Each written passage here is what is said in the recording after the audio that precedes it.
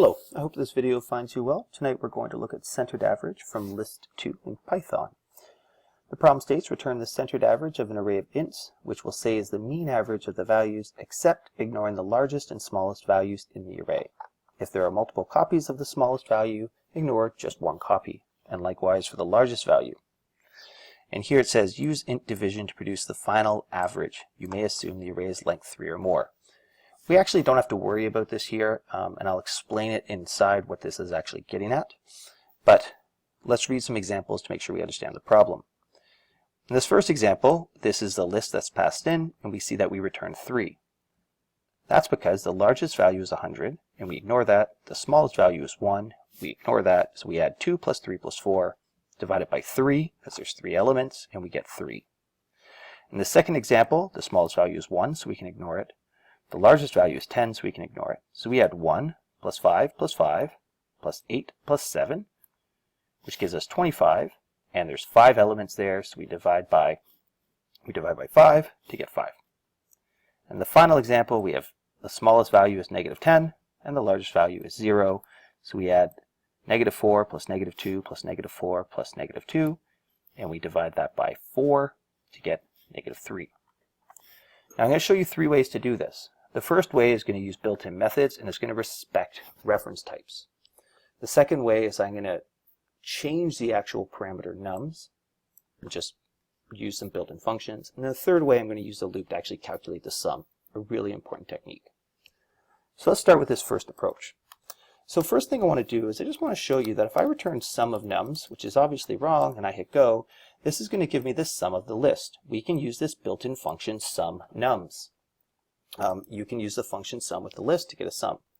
So what I want to do is I want to subtract the smallest value and I want to subtract the largest value. So if I subtract min nums, again, beautiful built-in function that will find the smallest value in the list, minus max nums, that will find the largest value in the list, and now I'm going to divide by the length of nums minus 2. Because if I'm taking away 2 values from the sum, the length is going to reduce by 2, so that helps me calculate the average correctly. Now you might notice there's a problem here. Do you see it? I'll hit go, and of course everything's wrong. And the problem is order of operations.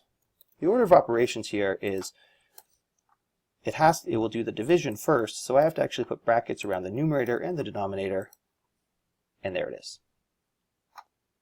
Okay, so the nice thing about this technique is that we don't change the parameter nums. And again, in Codingbat this doesn't matter, but if you're using this in another context, that could be something of importance. All right, so let's come down here, and in this example we're going to change nums. And what I mean by that is we're going to actually just sort it, and then we know the smallest elements at the start, the largest elements at the end, and then we do the same calculation. So what we do here is the following. I'm just going to comment this in, is we use this function nums.sort. And what this does is it takes the list and it sorts it. Now notice it doesn't have to actually return anything, and that is because this is an instance method and nums is the reference type. It's very important. When this is done, nums will be changed. So now I can take the same line that I did in my first approach, but instead of using max and min, I can say nums 0, and then nums at length of nums minus 1.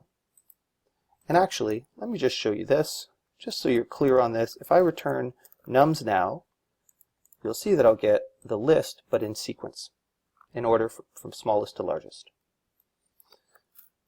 So we know the smallest value is here and the largest value is there. And that's the second way to do this. Again, this stage in your development doesn't matter which way you do it. I just want you to be really aware that you are manipulating a list, which is the parameter, and that can have impact if you're using this in a larger project. Okay, let's take a look at the third approach. The third approach highlights a really important algorithm, and that is finding the sum of a list, and the other algorithm is finding the largest and smallest value. So let's do these in sequence. So the first thing I'm going to do is I'm going to find the sum. So to find the sum, I set sum equal to 0, and I write a loop that's going to go through every element in the list. So to do that, I say for I in range, and I'm going to go from 0 to the length of nums, and I'm going to increment by 1, and then I just say sum is equal to sum plus nums at I. And then if I return sum, and hit go. This isn't right, but I see I have the sum now. But the next thing I have to do is I have to find the largest and smallest value. So I'm going to do that at the same time as I loop through this list. So I'm going to make a variable called largest, and I'm going to set it to nums at 0. This is very, very, very important. I am not going to set this to 0 because depending on the values in my list, that could cause a logic error. I'm going to make a smallest variable and I'll set it equal to nums at 0. This is the big takeaway. If you're ever finding the largest or smallest value in a list, always set it to a value in the list. And then I'll use that max min function. So I'm going to say largest is equal to max of largest comma nums at I. So I'm going to look at nums at I and the current largest and then take the largest and store it. And I'm going to say smallest is equal to min smallest and nums at I. And now, as opposed to return the sum, I want to return the sum minus the largest minus the smallest divided by the length of nums minus 2. And there it is. So I hope this video helped. All three of these approaches are really great to know, and as always, you can find my full solutions in my repository. Have a great day.